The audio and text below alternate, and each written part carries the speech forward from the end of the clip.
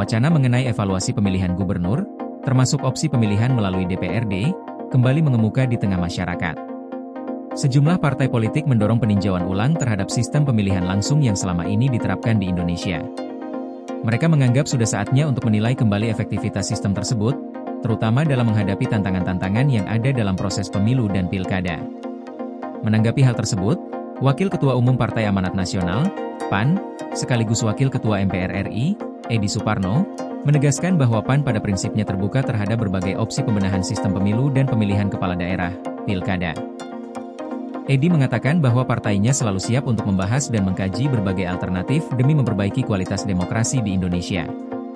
Menurut Edi, keterbukaan ini berangkat dari satu tujuan utama, yaitu memastikan bahwa representasi rakyat melalui sistem demokrasi bisa terlaksana dengan baik dan berkualitas. Dia menekankan bahwa pada akhirnya, tujuan dari setiap perubahan sistem pemilu atau pilkada adalah untuk memastikan bahwa rakyat benar-benar mendapatkan pemimpin yang bisa menjalankan amanah dengan baik. Edi juga menyoroti beberapa persoalan mendasar yang saat ini dihadapi oleh sistem demokrasi Indonesia. Salah satu yang paling mencolok, menurutnya, adalah maraknya praktik politik uang yang terjadi di hampir semua level dan tahapan pemilihan langsung. Mulai dari pilkada, pemilu DPRD, DPR Provinsi, hingga pemilu DPR RI, bahkan hingga pemilihan kepala desa, politik uang sudah menjadi masalah yang sangat serius. Kita harus jujur melihat kenyataan bahwa money politics terjadi di semua level, di semua tahapan pemilihan langsung. Tidak ada yang benar-benar luput dari praktik ini, tegas Edi dalam keterangan tertulisnya pada Selasa, 23 Desember 2025. Hal ini, lanjut Edi, menunjukkan bahwa ada masalah mendalam dalam sistem pemilu yang perlu segera diatasi.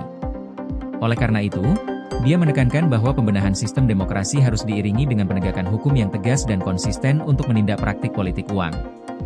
Jika penegakan hukum tidak dilakukan dengan serius, maka perubahan sistem pemilihan apapun tidak akan menyentuh akar persoalan dan hanya akan menjadi perubahan teknis yang tidak memberikan solusi yang nyata.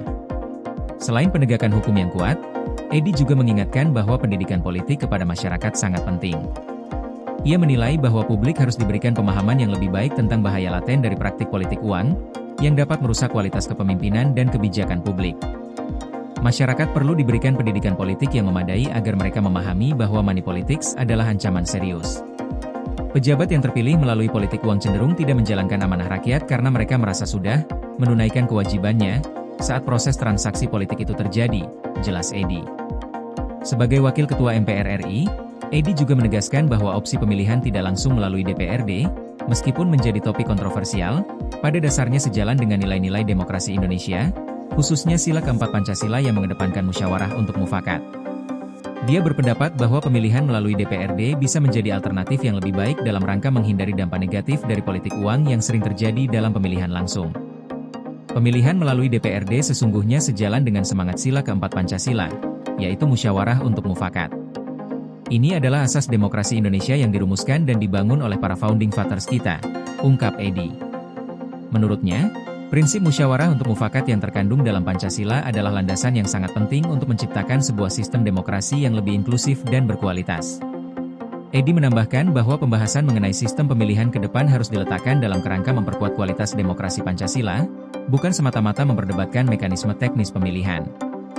Yang paling penting, menurutnya, adalah memastikan bahwa hasil pemilu dan pilkada benar-benar mencerminkan kehendak rakyat dan dapat menghasilkan pemimpin yang mampu mengelola negara dengan baik dan adil.